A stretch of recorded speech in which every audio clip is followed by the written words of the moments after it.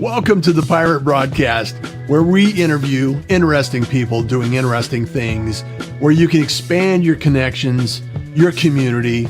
Kindness is cool and smiles are free. And let's get this party started. And it's another beautiful day for the Pirate Broadcast and bringing you interesting people doing interesting things. And I just really appreciate the fact that you're here. If you're watching the replay, love to have you comment, share, make comments, all of the social things that everybody does to get some activity going in the community. Thank you for the pirates. Thank you for the community. And today we have none other than Andy is going to bring some nuggets of knowledge, drop some knowledge bombs in the room today for us. And Andy, good morning. How are you doing? Good morning, Russ. Kindness is cool and smiles are free. Absolutely. Absolutely. You know, and if a few more people adopted that philosophy, we might have fewer problems in the world, I'm thinking. For real. Absolutely. I think more and more people are realizing that philosophy. There might be something to that. I really, and part of that process, and I know you're one of those individuals that you have given so much to the LinkedIn community. And I know we're streaming on Facebook and YouTube and Periscope and some other places.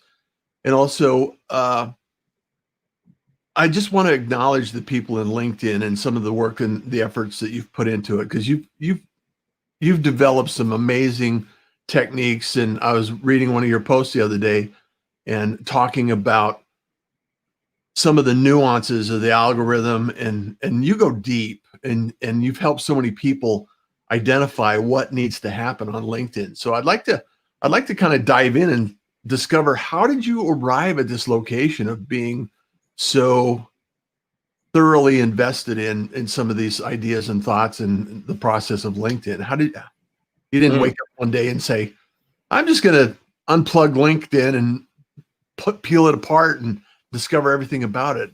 So yeah. I'm sure it's a journey. So yeah, talk a little bit about that. Yeah, thanks, man. Thanks. So I think the first point I want to make is that I'm standing on the shoulders of many people who do what I do. There are at least 40 dear friends who are as invested as I am. So perhaps more so in unpacking, unpeeling the onion that is LinkedIn, with the same intent, which is to thoroughly understand or try to what's going on. And in particular, a dominant theme over the last 2 or 3 years has been content distribution. Right? It's right. Well, hey, if I'm gonna write this post, then what happens to it after I click publish? And it didn't get any kind of distribution. Why am I not getting reach?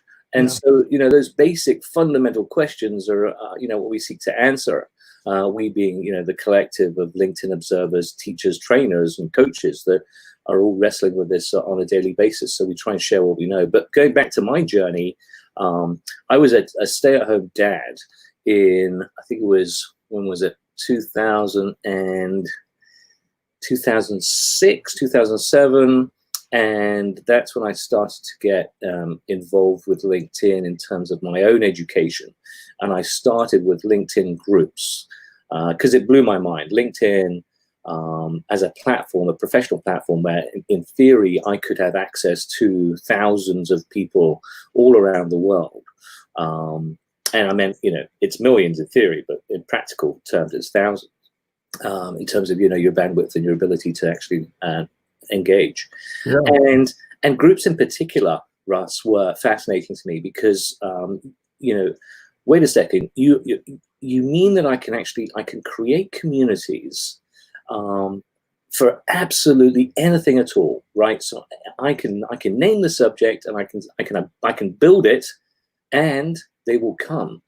Yeah, that blew my mind. I thought, wow, and I'm doing this in this rental property in Charlotte, North Carolina, and I've got a little one who is eating everything at this stage, by the way. So in the early months, right, she was oh, broccoli? Yeah, sure. Give me some of that. Carrots? Sure. And we're going, yes, my wife and I were going, yes, she eats everything that we give her. We can just make sure that she eats everything healthily.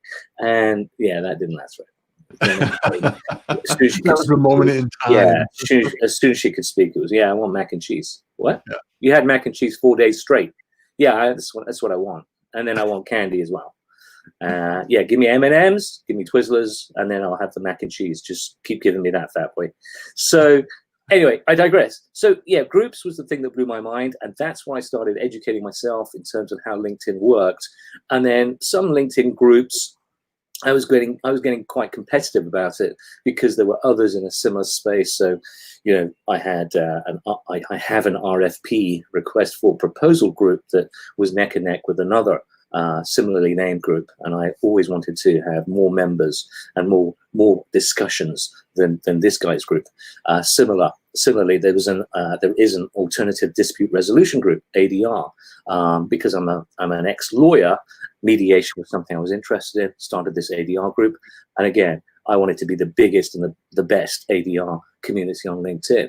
And there were some groups that I built, Russ, that weren't growing fast enough, you know, according to me.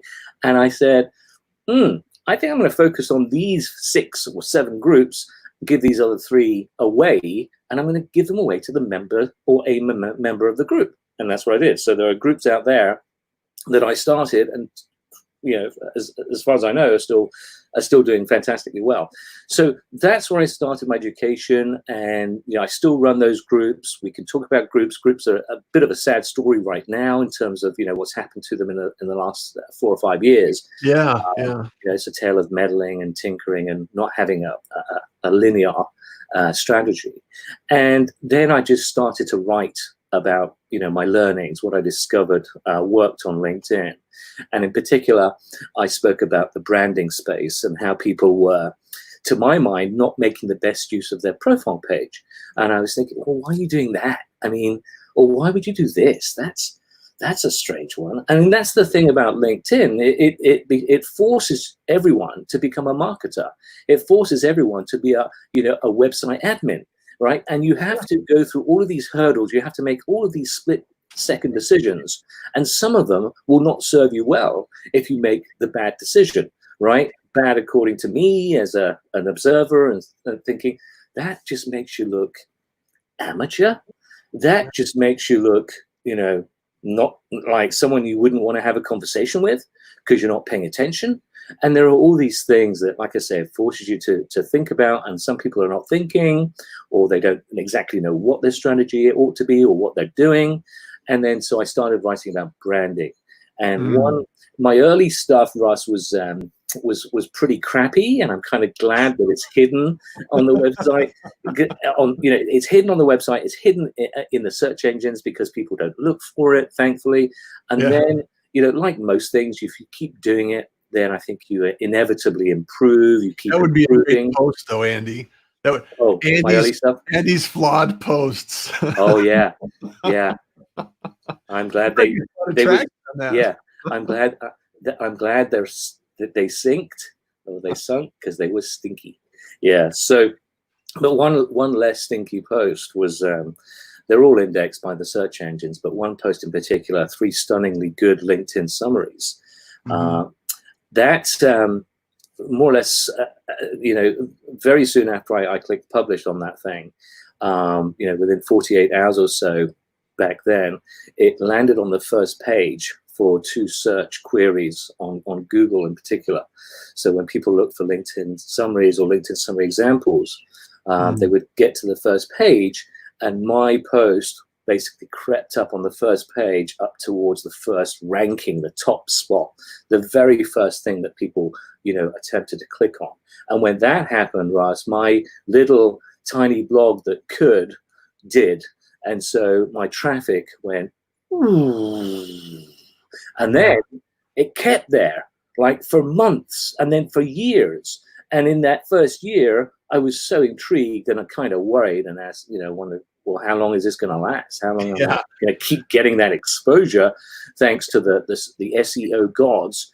So I met with a local guy, Andy Crestodina, who's very well known, I think across the US, but particularly in Chicago. He's an internet guru. He's a web design specialist, SEO, guru too. And I met with Andy. I asked him, I said, so how long is this going to last? And he says, I don't know.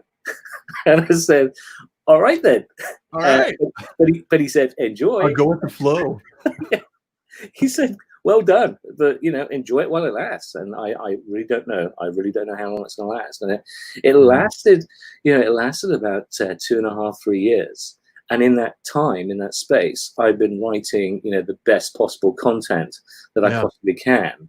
And what I also noticed was, as soon as I stopped writing, as soon as I stopped feeding the machine, then my views would eventually go down. There's definitely a correlation. You have to keep pumping the content out there for not just the subscribers, but for the internet engines too. And now I've recently ramped up, and I started writing, producing newer content last year, and there's a definite correlation because now my internet traffic has gone like this, and now it's gone like that, and it's back up to 2015 levels, which I'm delighted about. And I'm killing it in terms of LinkedIn summary examples for graduates. I realized that I hadn't really been speaking to that market. And I was adopting the Apple playbook, where you get the students, then you get them when they become young career professionals, and hopefully for life. And then hashtags was another thing that I dominate on the first page. And I wrote about the hot 100 hashtags on LinkedIn. Hot as in popular, most followed, but there's more to it than that, and they're still evolving. And then what was the other one?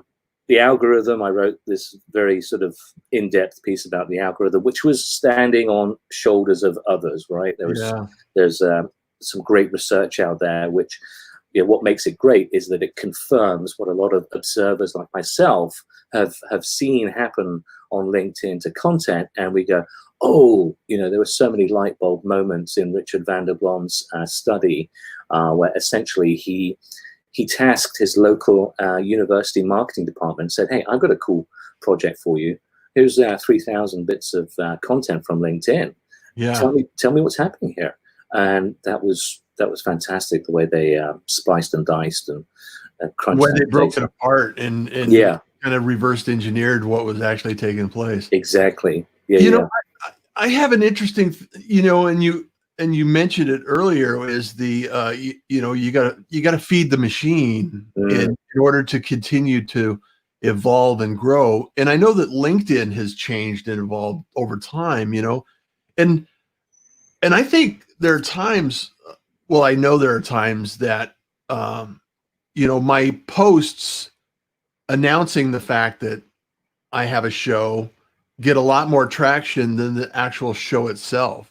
And I think that my abundance of posts and my activity is actually punishing my, the overall traction in the feed as a result of, it's like just too much. So I need to develop that strategy. And I think that's one mistake a lot of people make, is they get into a groove and the algorithm changes, and then their groove isn't what is really being listened to. It could be a number of things, but you're absolutely right. It should be the opposite, right? Your pre-publicity should have a moderate amount of reach, and the actual main show should be the thing that actually gets pushed out, in terms of maximum reach. That's the ideal. And it could be a bunch of things. It might have something to do with the frequency. If you're advertising too close to the main event, then you could be punished for that. One of the things that Richard's study found was that if you're publishing within 3 hours, right, within every 3 hours you're publishing something. If you're just within I a 3 hour shouldn't be punished window. for having Andy on the show. I'm just saying. No. Well. Hey, I just want to give a shout out to some of the people that are here today, Andy, because there's so much. There's Sherry. No, Sherry Christine. No, Islinger. Oh, okay. Oh, yes, Shelley. absolutely. I'm sorry. Shelly. O'Neill's here. Good morning. She laughed. She goes, There's Debbie. Andy Yep. stole your line. So, There's Wendy. Andy, have a $1 million smile. Good morning, Russ. Thank you so much. Stella. Debbie, Stella. 2 genius LinkedIn advocates. What a better way to start a Friday. Waving from Florida. Yep. Thank you so much. And then there's Don. Hey, Beard. Hey, Don, how you doing today? And Wendy, as always. Yeah. Sherry Lally. Yeah. Wendy Wiener. Here. Yep. Louis. Louis or Lewis? I always get mixed up. Louis. Is it Louis or Lewis? I don't know. I could go 50-50. Rashim, hello. Claudette. Toronto, after a long time. Happy to join in. David Munford. Very cool. Yeah. Claudette, thank you so much. Good morning. Gabe. Had me at Twizzlers. Yeah, I'm a gummy bears. I'm a gummy bears. Gummy bears too. How long is it going to last? Don't we all think that way about our successes? Hopefully just long enough for us to climb to the next. True story. Yes. Stella, how are you? Ange, good morning, pirates. Yeah, Andy's a pirate now. So yes, go. Which has nothing to do with looting and shit. No, it's pirate radio. We are here, stepping outside the box, thinking about different things and making sure that we can bring some value to the table. It's really amazing, Andy. I think, like you said, you've been working on the shoulders of many other people that have arrived long before we have. Yep. And I love and I appreciate the fact that you're putting out content that is so valuable and so helpful. And I would like to maybe share some of the tips or some of the suggestions or recommendations that you see people making all the time that, it's a small thing in today's environment. Groups aren't quite as active, or active is not the right word. They haven't evolved as much as they could have, in my opinion. Mm-hmm. And then also on the publishing side, publishing articles seems to be kind of like stuck a little bit. Yes. And then, always you have to update your profile. It's not one and done. It's, it's kind of evolving and changing. So what are some changes you've seen that people haven't noticed that we could actually do something with that could create a little bit more buzz for our profiles or our activities? Yeah, good question. So I think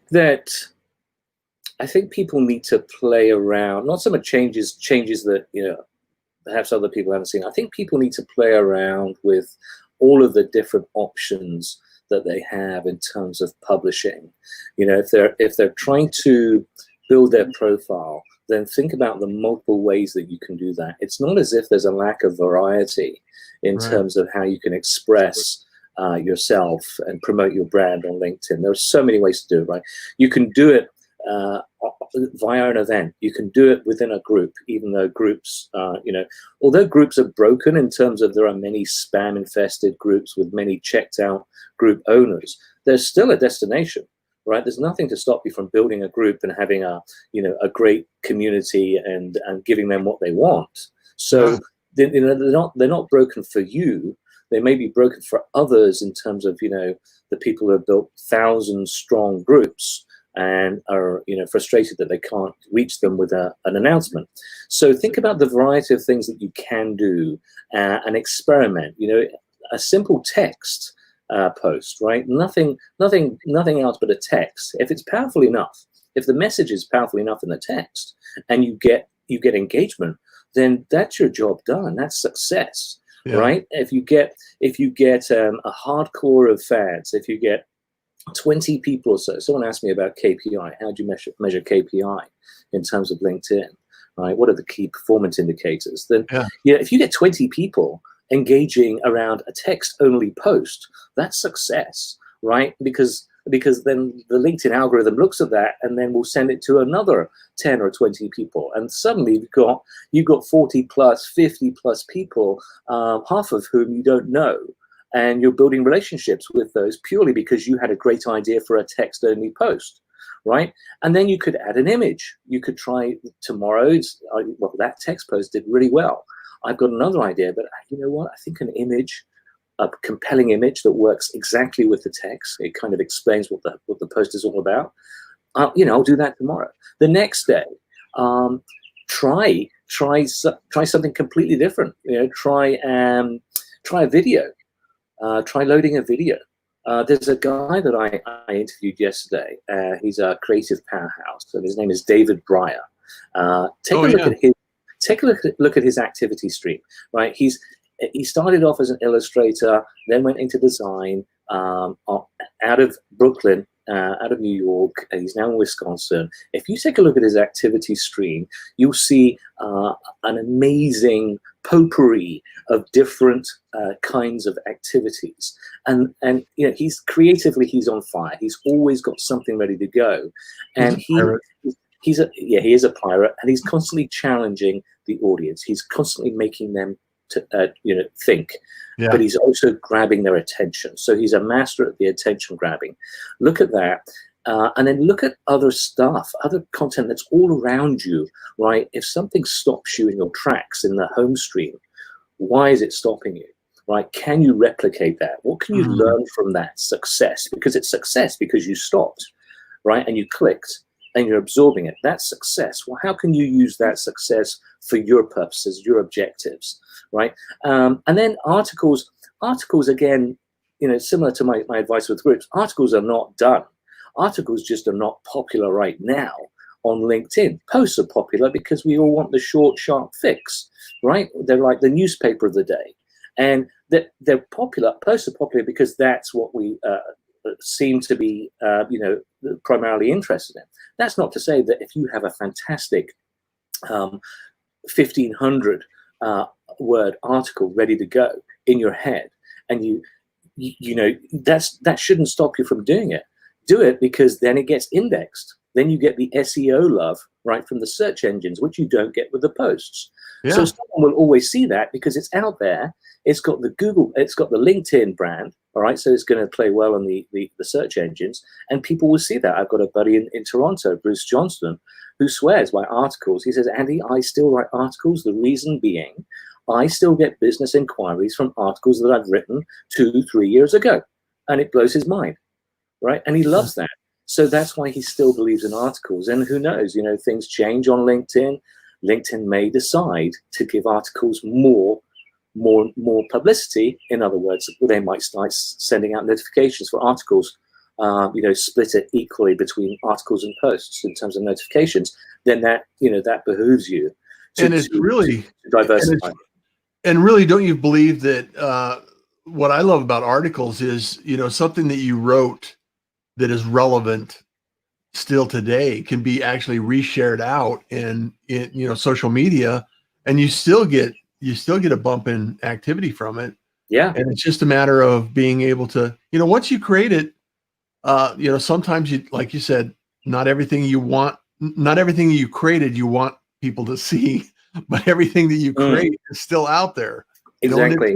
Yes. And on that point, sorry to interrupt, Russ, but on that point, you know, the new featured section on your profile lets you put, for the first time now, showcase articles or posts. So if you've got an article that you're particularly proud of and you think encapsulates your brand, right, tells you the reader who you are, what you do, then you can put that in a very prominent section right now, just below your summary on your profile page. So yeah, I would diversify in terms of the content that you can do, and frankly, you know, LinkedIn makes it super easy to do all of this, right? Yeah.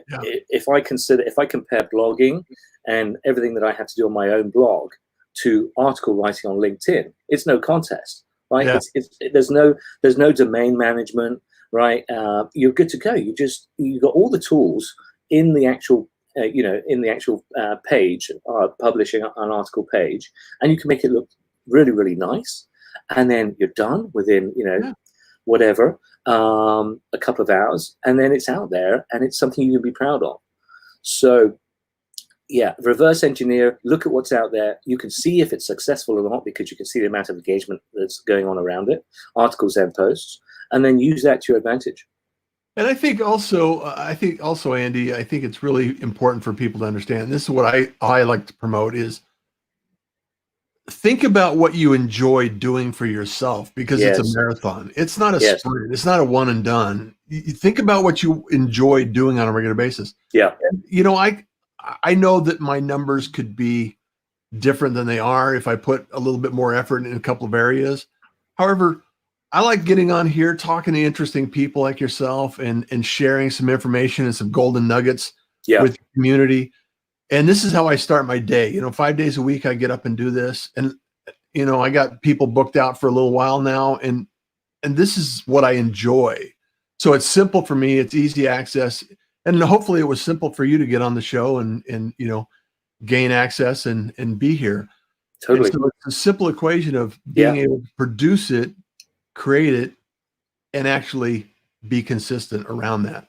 yeah. Two very important points, right? So the expression, it sounds, it sounds like what's the word? I can't think of the word right now. It sounds trite. It sounds uh, no, I can't think of the word. But Cliche. yes, thank you. It sounds like a cliche, but the expression, you never work a day of your life if you if you love what you're doing, and that's Yeah. true. That's true, right? And I think the other part of that is if you are doing something you really truly enjoy and you're not working, doesn't feel like you're working, then other people pick up on that too. Yeah. It comes through in your writing. If you found your voice when you're writing and you're injecting your personality into every word. Mine is a combo of deep research and snark and having fun as much as I can with the reader, right? Because Yeah. we're all time poor. If you're going to read my stuff, then I want you to be informed and maybe even entertained. And that's an Andy piece, right? That's a Russ. Andy piece. That's a Russ broadcast, and people know what they're getting and they like what they're getting, so that's why they keep coming back. So you have to give them you have to enjoy it, and like you said, it's definitely a marathon. You're not gonna the other favorite cliche that I say quite a lot now is that I'm an overnight success that took 10 years. Yeah. And it's true, because people think, oh, well, you've got X thousand, or, you're getting all this great engagement. Yeah, it took 8 years. It took Yeah. a long, long time to get to that stage where people are familiar and you might have, name recognition. Yeah. Or you might have other people tagging you. Oh, who's this guy? Well, who's this lady? Shelley. What's Shelley do? Right? Yeah. It's years. If that's what you want. And then, there's the lurker, right? Don't ever dismiss the lurker. Most people are never gonna stick their head above the parapet on LinkedIn, and No. that's just fine. They're there, they're watching all the time. Well, not all the time, but they're watching, but they will never ever engage.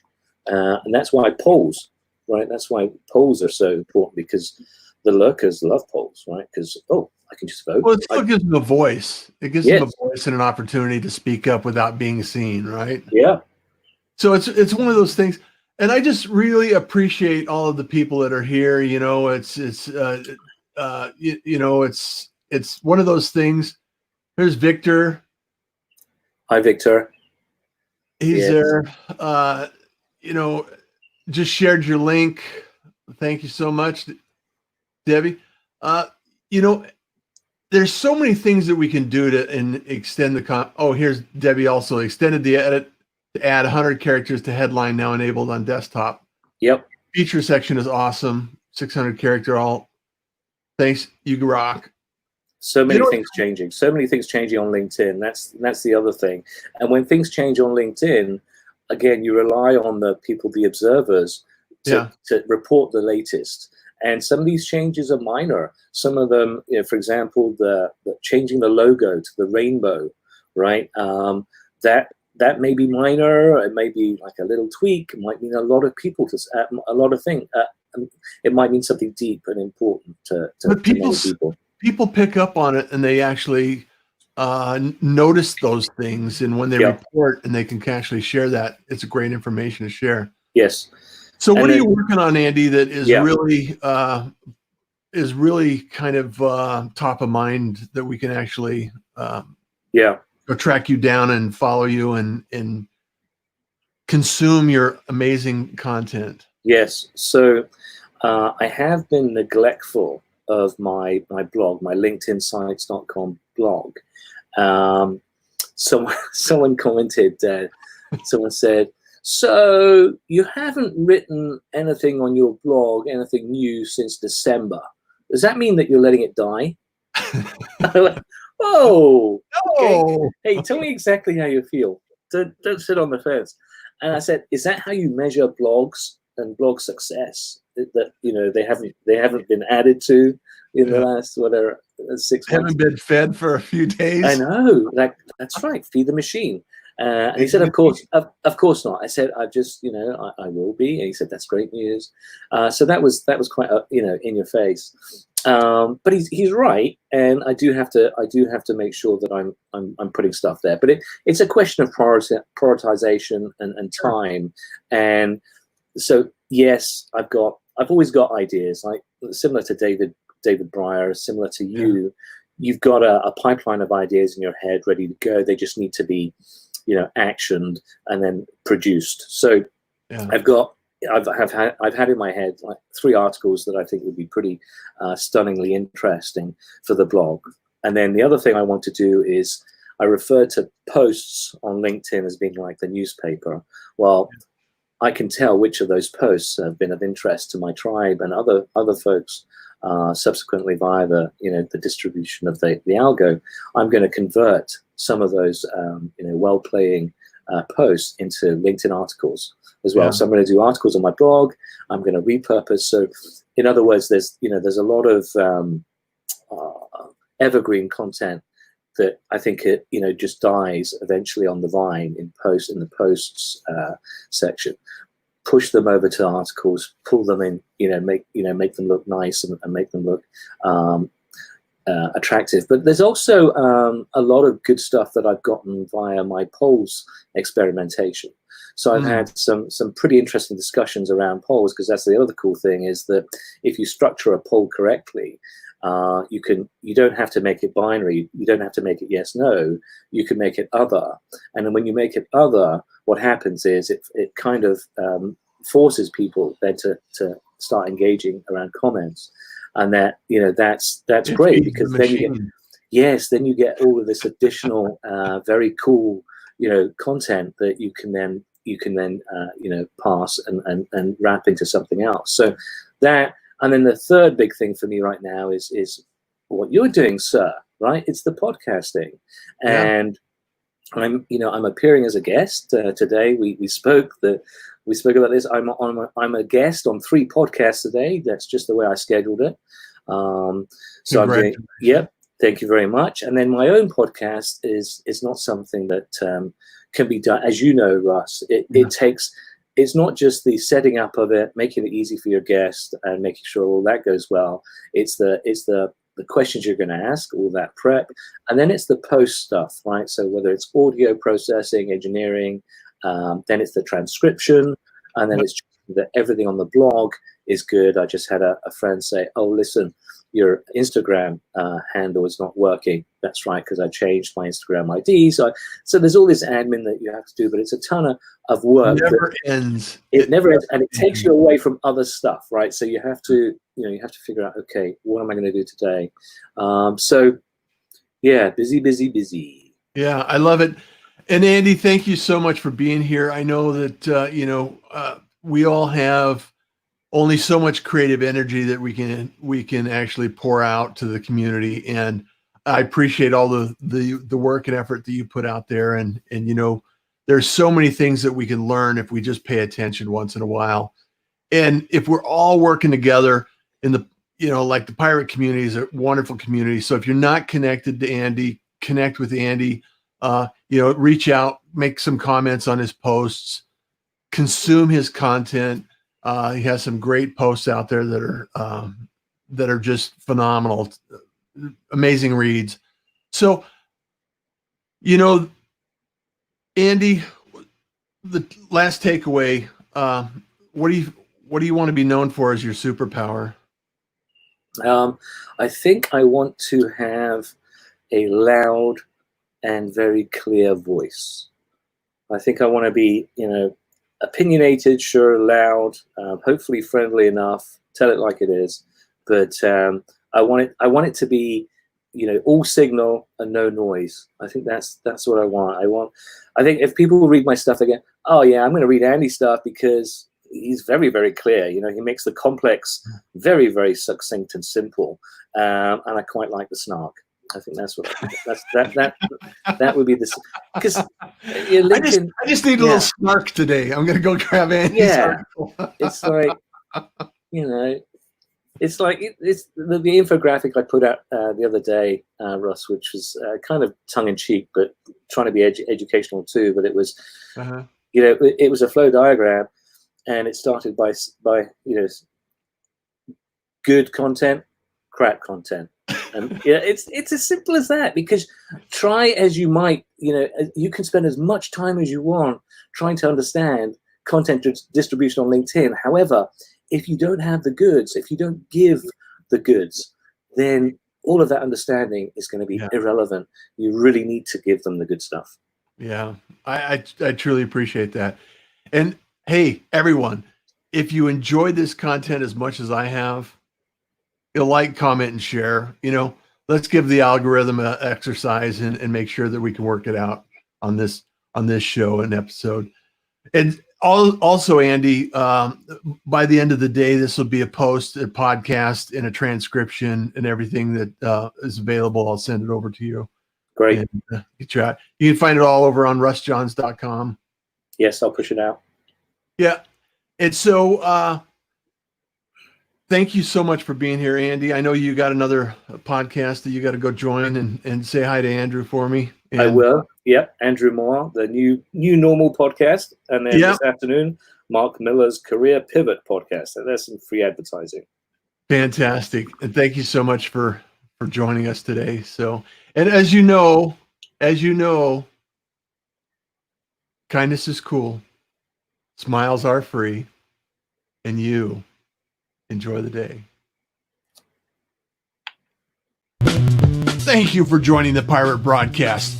If you found this content valuable, please like, comment, and share it across your social media channels. I would love the opportunity to help others grow in their business. The Pirate Syndicate is a platform where you show up, we produce the show. It's that easy. If you want to be seen, be heard, and be talked about, join the Pirate Syndicate today.